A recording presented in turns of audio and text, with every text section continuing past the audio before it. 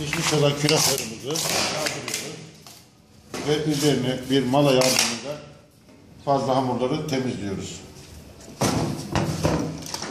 Daha sonra pişen külahlarımızı gördüğünüz gibi mükemmel külahlar alttaki kasaya boşaltmak suretiyle külahlarımızı alıyoruz.